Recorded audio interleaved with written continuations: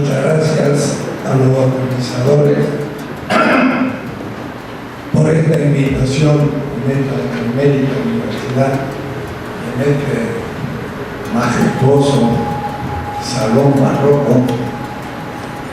barroco que comienza a ser puesto ahora en discusión de manera muy importante, y también con los trabajos de Lima Echeverría, también con los de Walter Benjamin.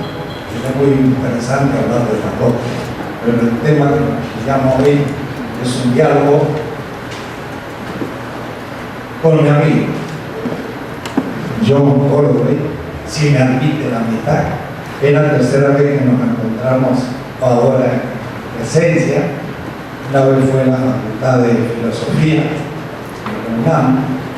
Aquí mismo tuve el gusto de venir a discutir más tranquilamente los temas, y por lo tanto esto para mí es continuación de un diálogo que se continuará en el futuro, porque la historia está recién comenzando.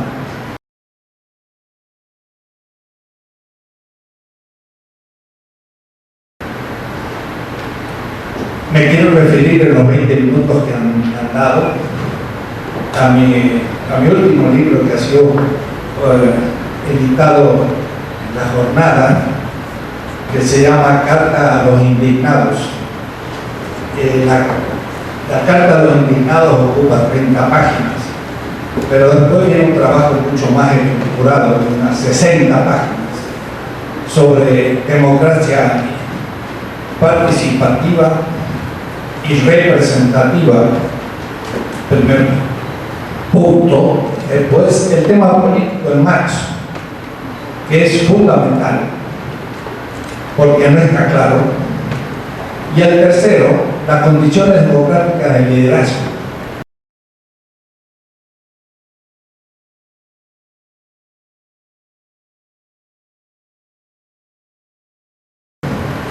Yo quería decir que voy a hablar como bajo dos reflectores. Primero, el tema del buen vivir, que es un tema fundamental en los pueblos originarios, y esto supone una ruptura epistemológica radical en el pensamiento moderno, incluyendo el marxismo. Es decir, supone una descolonización epistemológica.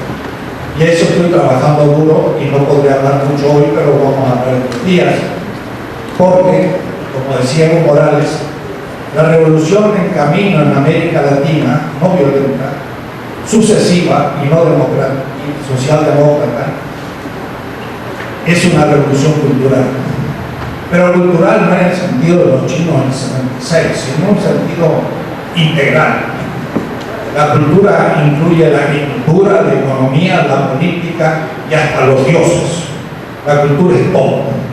Y por eso la revolución bolivariana que se intenta, la bolivariana en Venezuela y la boliviana, del cual Luis Tapia, aquí presente, conoce mucho más porque está allí, es un ejemplo. Desde esa luz y desde la segunda problema, es lo siguiente.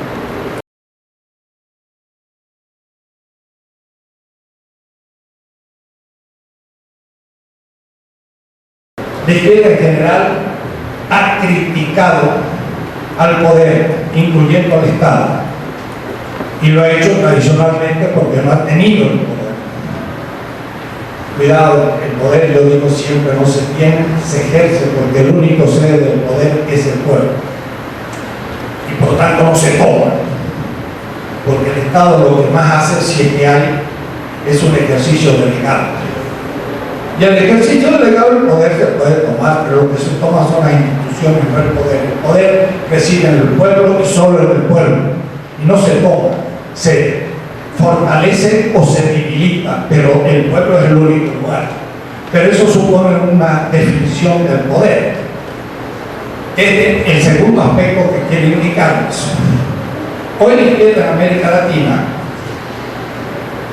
centro derecha, izquierda, no revolucionaria, cabal, no son Lenin, Evo Morales, Hugo Chávez, ¿sí? O otros, Lula mismo, no son de ese tipo revolucionarios. Pero, de todas maneras, en América Latina, exceptuando Honduras, Chile, Colombia y México, están en manos de gobiernos centro-izquierda, aunque sean 5 grados de centro-izquierda, algunos más, otros menos, pero están en el poder. Entonces, la responsabilidad del intelectual ya no es solo la crítica de la política, eso es fácil, porque se hace bloco. Negar algo es universal, pero pasar al poder obediencial, como dice Evo Morales y los zapatistas, aunque los zapatistas hablan de el que manda obedeciendo, y Evo Morales le agregó, entonces yo como presidente ejerzo un poder obediencial, y le dio el nombre, y sobre ello construyo toda mi política, 3 tomos de muchas cientos de páginas, las 20 tesis de política, todo lo que yo hago. Ejercer el poder delegadamente en nombre del pueblo no es lo mismo que criticar el poder. Y la responsabilidad de los intelectuales hoy es dar una teoría positiva de la política para los que ejercen en nombre del pueblo el poder, es decir, para que ilumine a Hugo Chávez, para que Evo Morales vea más claro, para que Lula vea más claro.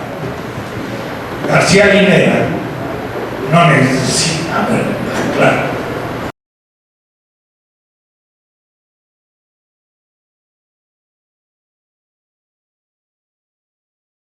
Que en América Latina es un tema central. ¿Cómo puedo yo decir a Evo Morales, disuelve el Estado? Claro, cuidado, habrá que saber qué significa. Hicieron un postulado, y postulado es lo que puede pensarse teóricamente, pero es empíricamente imposible porque es una idea regulativa, lo acepto, pero entonces es una idea regulativa, y el Estado no es esencialmente burgués. Me decía Samir Amin, gran intelectual senegalés, por resistencia, pero de origen egipcio, en una reunión que teníamos en el foro de Porto Alegre. Mira, el Estado más antiguo de la tierra es el egipcio, hace 5.000 años. Y le dije, ¿pero tú crees que era un Estado? Claro, había una clase, había una burocracia, y había un Estado, pero como usted se imagina, no era burgués, sino que era tributario. Puede decir, el Estado es una macroinstitución. El asunto es cómo se la maneja. Y claro, no hay que ser ingenuo. No es tan fácil manejar un Estado o hacerse cargo de un Estado. Puede decir, Evo Morales, Hugo Chávez, Lula, el que fuera un líder popular en México, no del PRI ni del PAN, que gobernara, pues no puede tomar el Estado en la situación actual. Hay que redefinirlo cabalmente, hay que interpretarlo de otra manera, no hay que aceptar ni el primer paso de la concepción liberal del Estado, ni el primero. Pues si somos individuos libres, que luchamos uno contra otro y para no matarnos hacemos un contrato y de ahí, oh, señor Hobbes, no le acepto ni lo primero. No somos individuos, como dicen nuestros pueblos originarios, somos comunidad. Y ahí ya no acepto el liberalismo desde el comienzo. Y la democracia liberal es una democracia representativa corrupta que no tiene nunca organizado la participación. Entonces, yo no parto del liberalismo, ni el Estado burgués, pero sí necesito una macroinstitución que sea un poder obediencial.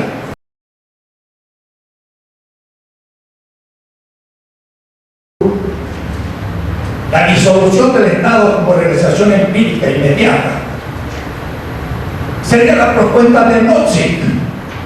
Nozick, en la extrema derecha, dice que disolver el Estado. ¿Para qué? Para que quede en manos de las transnacionales y la iniciativa privada. ¿Para qué necesitamos el ejército? Mercenarios. ¿Para qué necesitamos la policía? Podemos también tener policía privada. El correo, pues, también lo podemos organizar. No necesitamos el Estado. Estado mínimo. Eso dice la extrema derecha. Y dice la extrema izquierda también. ¡Alala! ¡Qué problema! Y entonces le dicen a Evo Morales, a Hugo Chávez, a Lula, ya está Correa, que tiene sus problemas, porque ha planteado mal el problema indígena. Y los sandinistas se rompieron y volvieron al poder como han podido. Pero ahí están esos centros y izquierdas de América Latina. Si a ellos yo les digo, disuelvan el Estado, es un araquí. Porque entonces, ¿qué pasaría? Sería el caos y vendría la derecha de nuevo a tomar el poder. ¿Y qué quiere más Estados Unidos que conquista ahí? Muy por el contrario, un Estado bien organizado, que no existía en Bolivia prácticamente, era algo organizado, ni la gente ni pagaba impuestos, ni tenía una policía que estaba en todo el territorio, y están en la construcción de un Estado al servicio del pueblo. Lo mismo pasa en Venezuela. En Brasil, ya con más tradición, lo han logrado poner al menos en una actitud patriota. La palabra patria no tiene mucha importancia y valor en este momento. Pero Lula lo que hizo es aplicar una política nacionalista. Claro, permitió que la pobreza absoluta bajara del 30% a 17%, que prácticamente el país se enfrenta a un proyecto no alternativo al capitalismo, porque no lo tenemos todavía y hay que construirlo sobre la marcha. Entonces, una cosa es la disolución del capital y más allá un nuevo sistema que habrá que ir construyendo, y otra cosa, la disolución del Estado y la desaparición de la política, que fue la posición de Marx. Y aquí trato en 20 páginas muy ajustadas el problema. Porque el socialismo real veía yo que era un problema de Stalin. Después me di cuenta que era de Lenin, pero después me di cuenta que era de Marx. Marx tenía una visión negativa de la política, tenía una visión positiva de lo social.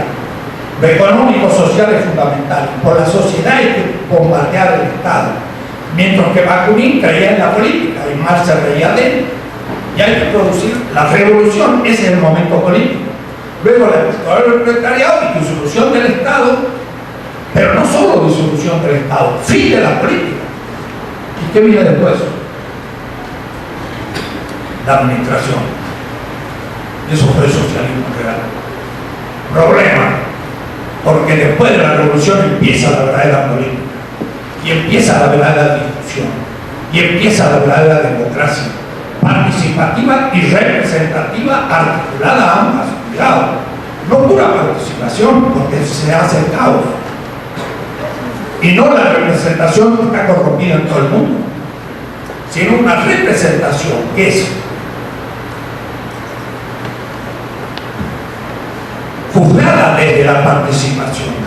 Pero no lo puedo explicar muy rápido. La base, en el barrio, en la asamblea barrial o del pueblo, ahí es democracia directa. Nos reunimos todos los del barrio y discutimos cara a cara sobre la seguridad. Vamos a hacer una seguridad comunitaria, el problema del drenaje, el problema de la estética, todo. Democracia directa. Pero cuando pasamos al municipio, ya tiene que haber una organización participativa y representativa. Iztapalapa en México tiene 2 millones de habitantes, es una delegación de un municipio. No se pueden reunir 2 millones de habitantes. Había 200 comunidades distritales y 200 delegados. Pero de la participación, los cuales dirían lo que necesita Iztapalapa o un pueblo en Oaxaca. Pero podría haber un delegado y un presidente municipal representativo 100% dedicado a la tarea 24 horas. ¿Por qué? Porque se necesita también una cierta profesionalización. El peligro es la burocracia, por supuesto, y más que es inevitable. Entonces, la participación es la que impide.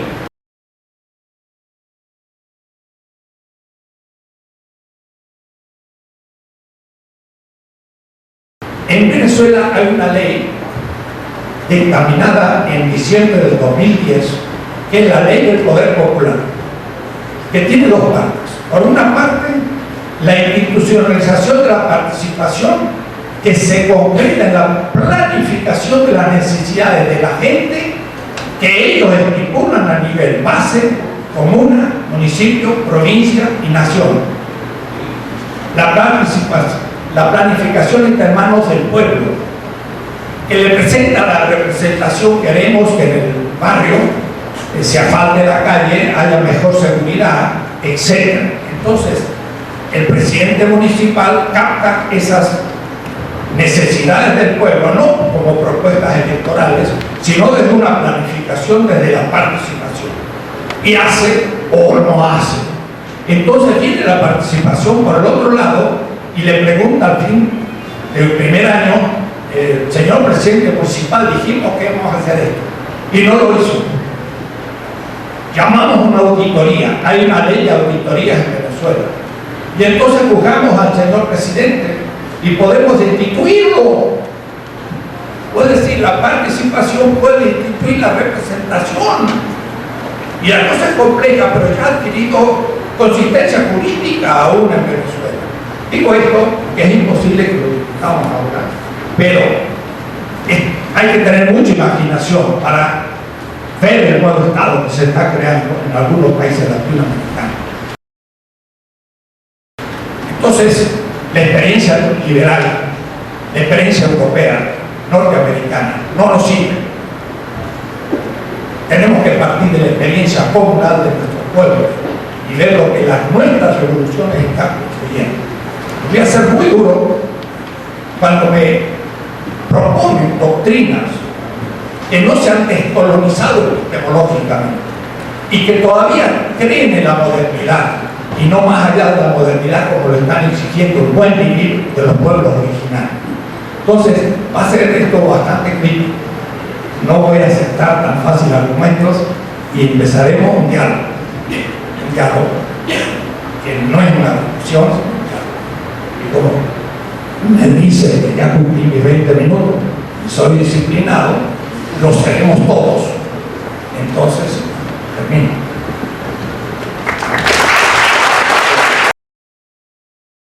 Primero, muchas gracias por la invitación y mucha admiración y muchas felicidades por la organización de este evento, que me parece realmente un logro excepcional.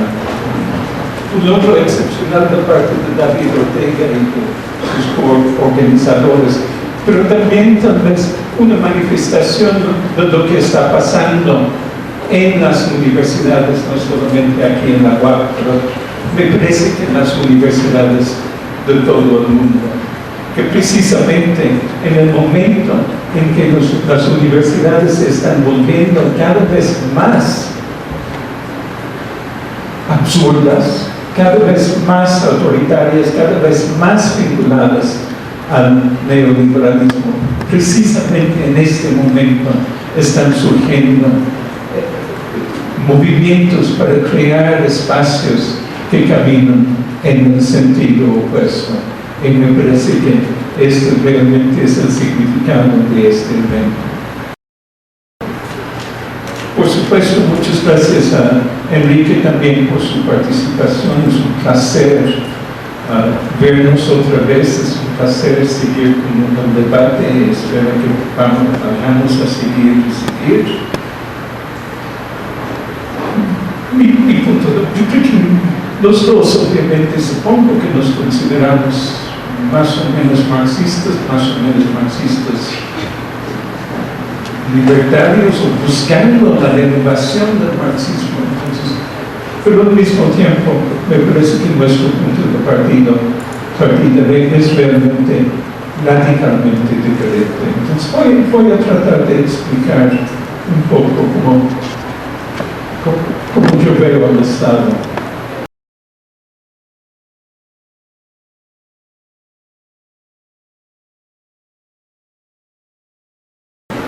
Mi punto de partida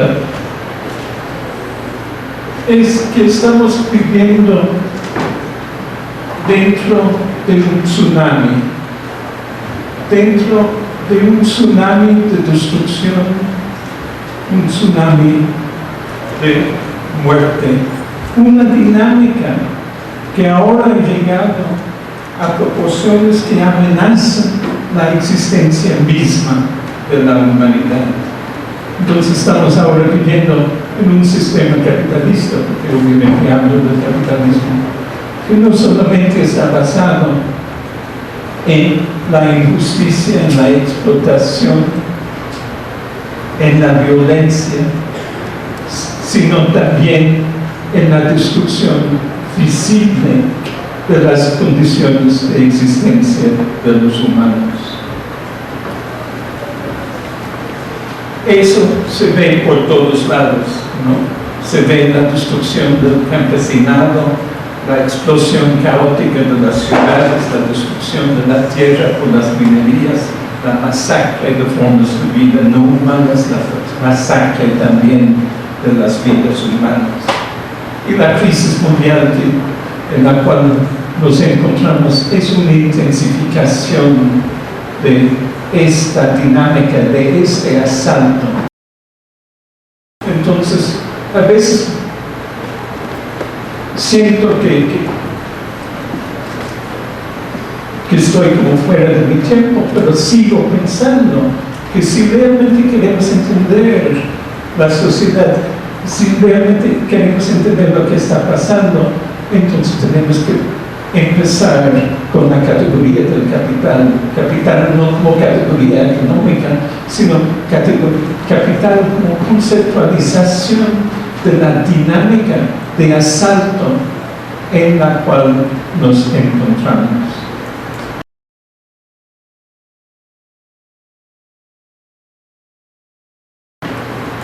Entonces el problema para nosotros no es solamente, es también, pero no es solamente cómo mejorar los niveles de vida de mucha gente en el mundo. Pero eso sí es muy importante, pero el problema fundamental es cómo romper esta dinámica del mundo. ¿Cómo podemos salir de esta dinámica? O tal vez ya no podemos, tal vez ya no existe la posibilidad.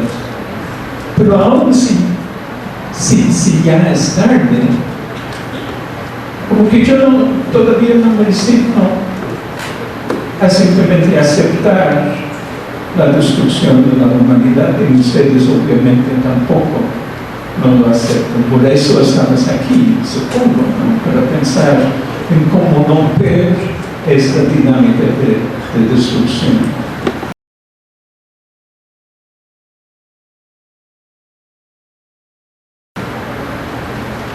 La respuesta más obvia, la respuesta que se ofrece, es a través del Estado.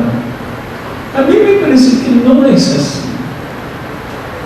No descalifico a la gente que piensa que sí es así, no digo que son, por lo tanto, enemigos ni nada de eso, pero me parece que no va por ahí. Y no va por ahí simplemente porque el Estado no es cualquier institución. El Estado es una forma de organización social que se desarrolla históricamente y que tiene las dos características fundamentales de excluir o expropiar, en otras palabras, de excluir y de reintegrar. Lo que quiero decir con eso es que el Estado es un producto de un desarrollo histórico. Con el desarrollo del capitalismo se desarrolla el Estado como instancia separada del rey, como instancia separada de los capitalistas individuales, como instancia separada de lo económico. Se desarrolla por primera vez una distinción clara entre lo económico y lo político.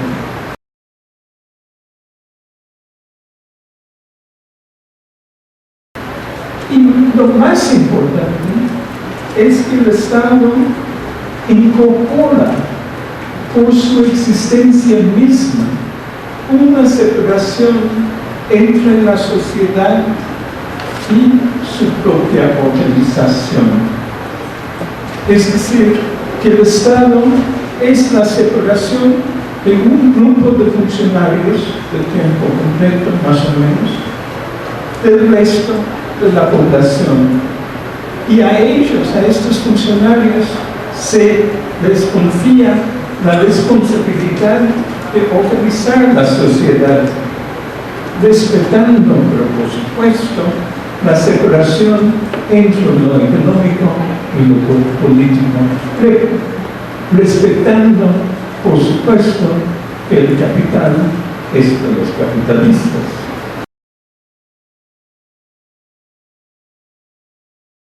Por su existencia misma, como instancia separada de la sociedad, pero también por sus tradiciones, por su lenguaje, por las formas de vestir, por las formas de comportamiento, etcétera, etcétera. El Estado es una forma de organización que excluye sistemáticamente a la población del control de su propia vida social.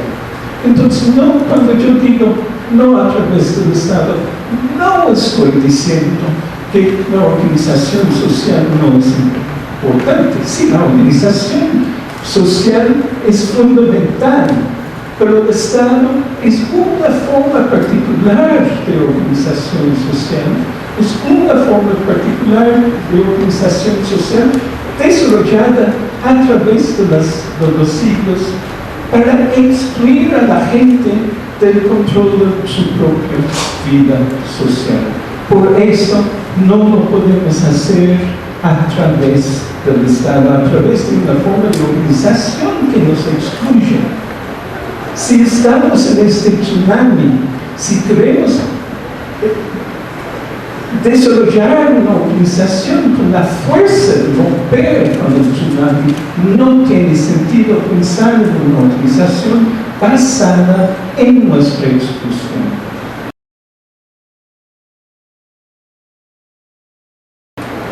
Segundo, entonces el Estado nos excluye o nos expropia, canaliza a las luchas sociales. Cuando yo estuve en Bolivia hace un par de años, no sé si corresponde con la experiencia de ustedes, que sí saben, pero mi impresión, eso fue justo un año después de la elección de Evo Morales por primera vez. Mi impresión fue sobre todo la impresión de una revolución expropiada, una revolución que ya no era la propiedad de los revolucionarios. Entonces el Estado primero nos excluye, pero en segundo lugar nos reintegra o nos reconcilia con la reproducción del capitalismo, es decir, con la reproducción de esta dinámica de muerte que nos está matando a todos. Nos reconcilia simplemente porque la existencia del Estado depende de la reproducción del capital. Para tener ingresos, el Estado, a través de impuestos, depende de la acumulación del capital.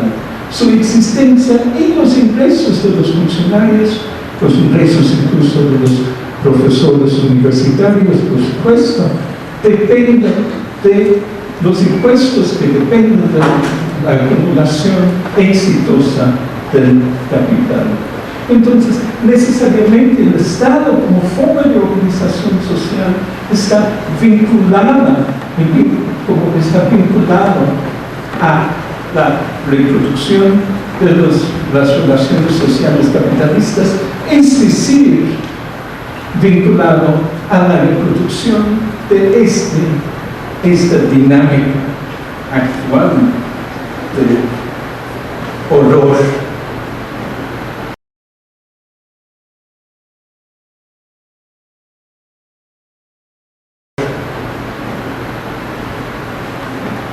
No quiero decir con eso que no se puede realizar ningún cambio significativo a través de las estructuras del Estado.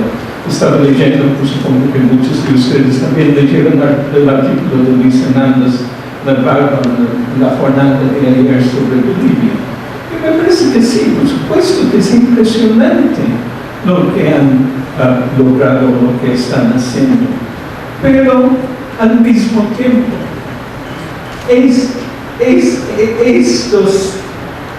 estos logros al mismo tiempo se hacen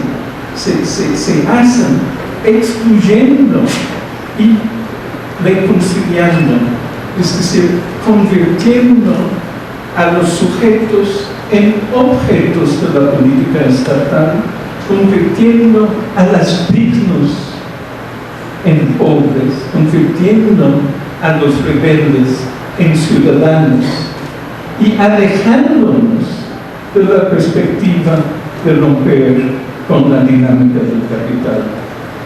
Por eso, incluso algunos líderes políticos hablan de la necesidad de romper con la forma estatal.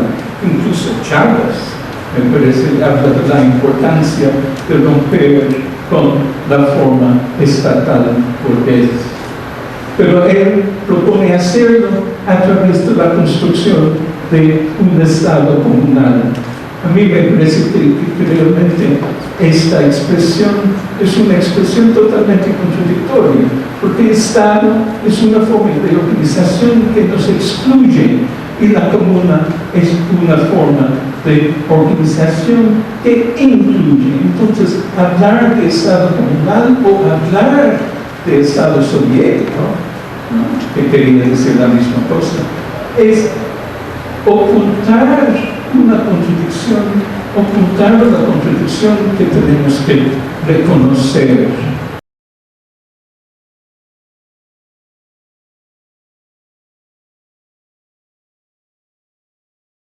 Entonces, no a través del Estado.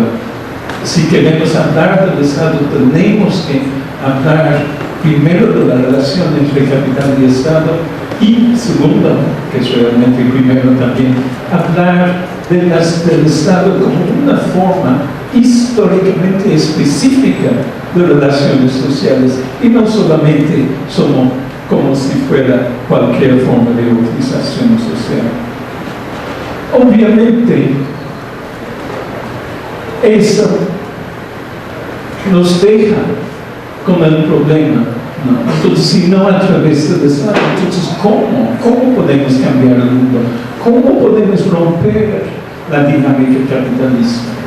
Y la respuesta tiene que ser: primero, no sabemos, por eso estamos aquí, por eso queremos hablar, por eso queremos discutir. Ya no tenemos las respuestas. Y segundo, podemos decir, bueno, sí, no tenemos las respuestas, pero tenemos experiencias por todos lados, tenemos experiencias de gente que está tratando de romper con esta dinámica y tratando de crear otra lógica de existir, otra lógica de vivir, que está tratando de crear un buen vivir.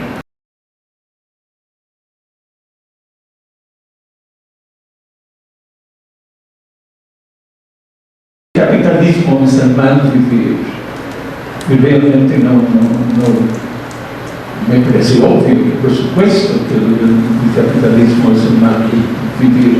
Entonces, construir el buen vivir tiene que ser una construcción que va en contra de este sistema que domina. Entonces, ¿cómo? Viendo, yo no tengo las respuestas, pero yo creo que sí uno puede partir de las experiencias. Yo creo que es eso lo que vamos a hacer en estos días. Viendo las experiencias, respetando las experiencias, aun si a veces parecen un poco tontas, respetando las experiencias, también criticándolas, porque si no las criticamos, no las respetamos. Y viendo que el mundo en realidad, que este sistema de dominación capitalista está lleno de grietas, está lleno de experimentos, de gente que dice, no vamos a aceptar este sistema, nosotros vamos a crear otra cosa, vamos a caminar en el sentido opuesto, vamos a hacer lo que no cabe dentro del sistema y tenemos 1.000.000 de formas de hacerlo, ¿no? Y una de estas formas de hacerlo es este coloquio. Y por eso regreso al punto del principio y realmente muchísimas gracias a los organizadores para crear este espacio rebelde dentro de la universidad. Gracias.